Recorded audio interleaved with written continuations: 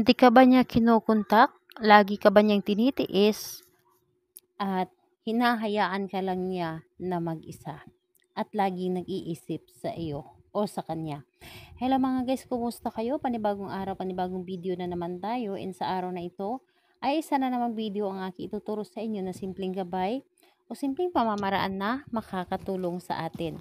At bago ang lahat, gusto ko lang mag-disclaimer sa mga taong hindi naniniwala at hindi gusto ang mga kagaya nitong video.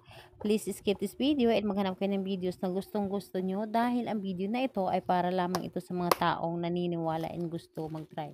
Sa lahat po ng mga nagko-comment dito sa aking video dito sa loob ng aking channel, mag-iingat sa lahat ng mga nagre-reply sa inyo na dinadala kayo sa kanilang WhatsApp and Imo app upang makaiwas po tayo sa scam.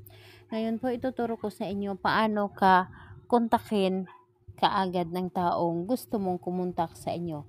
Kontakin kayo ng taong tinitiis kayo. Kung kayo ay kanyang tinitiis ngayon ay ikaw naman ay hindi niya kayang tiisin. So, napakadali lamang itong gawin. Kailangan mo lamang dito ihanda ang inyong sarili. Ihanda mo dito ang inyong sarili lamang at wala nang iba pa. Dito po ay kailangan na buo ang iyong loob sa paggawa. Buo ang inyong loob na gawin ito at hindi ka nagdududa sa iyong dapat na gawin. So, ang gagawin mo lamang dito, ibulong mo lamang ang kanyang pangalan bago kayo matulog sa gabi. Paano po? So, ang gagawin mo lamang dito is pangalan niya,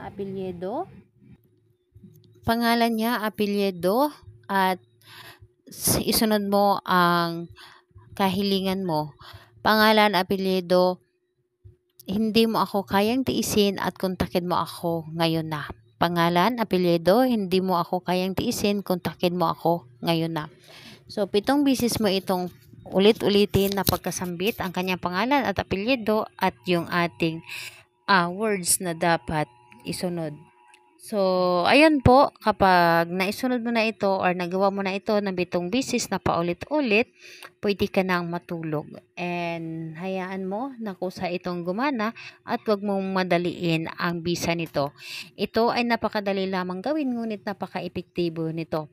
Tested and proven ko na po ito and ayun po, ang dami na pong gumagawa ng mga ganito lalo na kapag magkalayo kayo sa isa't isa.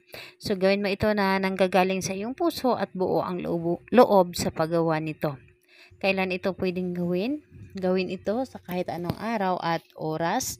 And ayun po, kailangan na walang gumugulo sa iyong isipan kapag gawin mo ito. Ayun po, salamat po sa inyo. Bye-bye everyone. God bless us all.